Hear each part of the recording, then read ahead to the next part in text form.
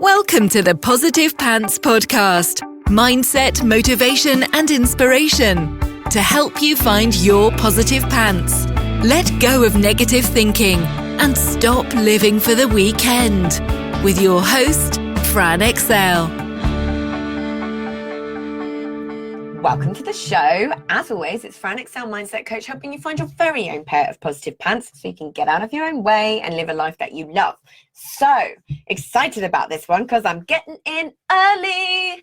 Why you shouldn't make New Year's resolutions. Controversial, you may say. So as we approach the end of the year, I thought I would get in early with this message before it's too late. I felt like now is a good time to share my number one tip on how to stick to your resolutions. Are you ready? Wait for it. Don't make them. Yep, absolutely don't make them. So why I don't make resolutions? I don't make them anymore because I realized it made January all the more depressing when within a week, all right, within a day or two, my plan to cut out carbs inevitably fails. Plus, living like that is not really living. You're constantly in this state of deprivation, this always focusing on what you can't have, which is nothing. You can have everything. It then inevitably becomes all you want. And then that's hard. And it's also pretty unhealthy. It's not a great way to be, but it's also a really negative way to start your year. The way I see resolutions is inevitably they tend to end up being fault-picking exercises and a bit of an excuse to just highlight everything that you think is wrong with yourself. Yeah, they're usually just inherently negative, and that is not the best way to start your year off. Now, here's a shocker for you. Did you know that only 8% of us are actually successful at sticking to them? 8%. Why? A massive reason is you're actually leaving too much to chance.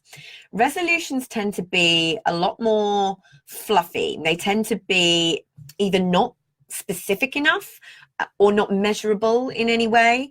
And psychological research also shows that there's something called ironic mental control. This is something that exists, very fancy name. And essentially what it means is that the harder you focus on not doing something or being a certain way, it actually makes you do it more. So for example, they call it the white bear problem, but the example that you often hear people saying is like when someone says, don't think about a pink elephant, what instantly comes to mind? And the more you try not to think about a pink elephant, the stronger that image becomes. I've got a great image of a pink elephant. Mine's got clothes on. Is that weird? I don't know. But normally we even set resolutions already believing we're going to fail. When 95% of our functioning is subconscious, if we don't believe we can achieve something, we're going to sabotage ourselves. You know, I love talking about some self-sabotage. We all do it. We've just got to be conscious of it. And also, often we're setting resolutions, we're actually not that into them. We don't really want to do them. A lot of the time, the shoulds get in the way of resolutions. So, it's January, I should do weight, I should lose weight, I should quit drinking, whatever it may be. One little tip is know why you want to achieve them. If you don't have solid motivation and a solid reason why you want it, then you're much more likely to give up or procrastinate on doing it in the first place. If you connect to your why, and we know that we talk about your why, and it does sound so wishy-washy, but I really want to defluff it. It's so important because if you can connect to why you really want something, you are far more likely to achieve it, genuinely. So ask yourself how things would look for you this time next year if you did achieve the resolution or whatever it may be. And if you want it bad enough, it will be so much easier to motivate yourself. But you can start to see why this is so difficult, right? The other thing is people expect to break habits of a lifetime overnight, which is near impossible. And when you fail, in inverted commas, it can really damage your self-worth. So you're kind of just setting yourself up to fail the majority of the time. Every single good example for you, I keep talking about weight, but it used to be such a big thing for me. Every single year since I can remember, I essentially tried to starve myself in January and resolved to lose a stone in weight in a ridiculous amount of time. And I've been through years, probably at least half my life of yo-yo dieting. And I set myself up for failure time and time again by thinking that just by deciding that's what I wanted, that it would happen straight away. Yeah. So you've got to shift your focus. 2017 was the year that changed that cycle for me. I completely changed my thought process and shifted my focus. I didn't focus on the negative thing that I wanted to change, i.e. having 1 too many spare tires, or 3 too many spare tires.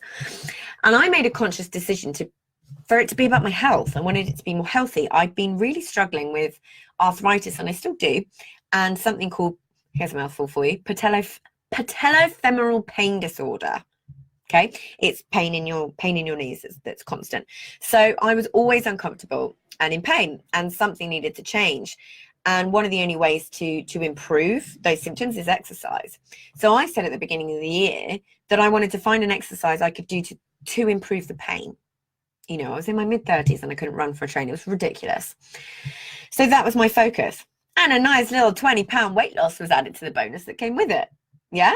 So I ended up achieving what I wanted by attaching it to something that was actually positive, bigger than me, more important than wanting to be thinner. Does that make sense? So I started making the decision to go to 2 Bikram yoga classes per week. I was like, look, it's 2 evenings. Can't bear exercise. It's 2 evenings. I'm just going to do it. And I don't know if you've ever been to a Bikram yoga class, but let me tell you, on the days that you have one of those, which is an hour and a half in 40-degree heat, you will not want to drink the same day or even the day before, or even really the day after. You will drink way more water than you would normally, and you will not eat heavy meals. So you don't feel like you're going to pass out or be sick when you're in there.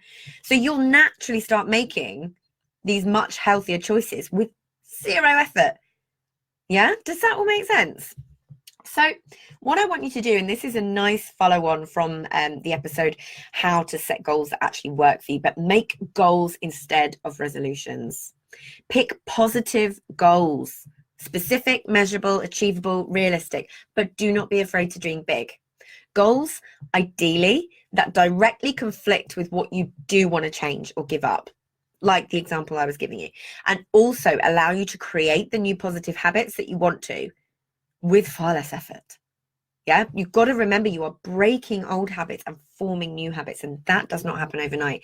You need to give yourself a minimum of a month getting through the hard bit where it's all conscious, and that's what forming a habit is. It's taking the conscious, unconscious, something that you just do, yeah, without having to think about it. So pick goals that really, really motivate you. The next one, funnily enough, get accountable. If you are intent on making this year the year that you finally achieve what you really want to in your personal life, in your business, whatever it may be, then get an accountability buddy or hire a coach. You know, personal trainer for your health or personal development, a transformational coach, business coach, whatever it is for everything that you need. Someone that can actively help you get there. Resolutions tend to be big changes we want to make that can be overwhelming. But if you have someone to help you break it down into smaller steps and get you accountable, then you are much further along on your way to success. So funnily enough for me, use a journal or a habit tracker, which is a form of journaling anyway, to keep you motivated and on the right track. There are loads of printable versions on Etsy, like mine. Look up Fran Excel printables, and I have the journals laid out, I have the habit tracker laid out, I have meal planners laid out, exercise planners, all there. But you can put these up on your wall or your fridge, which I always find helps, so you can actually see it every day and start giving yourself a better chance to form habits, whatever it may be. Even if it's posting on social media once a day, helping you to get consistency in your business if that's been a problem for you this year. And the last thing I want you to do is celebrate every teeny tiny little win on the way. Promise yourself a treat. once you achieve it for motivation purposes, whatever that might be for you, whether it's something you want to buy or whether it's giving yourself an hour in the tub, uninterrupted, no people allowed, whatever it may be for you, that it feels like a real treat, a real reward that you get to have when you achieve what you want. I love to get people to do this when they're setting goals. Often they would hit them and then it would be straight onto the next one with no reflection or time to appreciate what you've achieved and the milestones that you've hit. And this is something we do every single week in the mastermind. Every Friday is all about celebrating what you have achieved. Even when you feel like you didn't achieve everything you wanted to, there's always something to celebrate, so you can always end your week on a high. But know that this stuff takes time.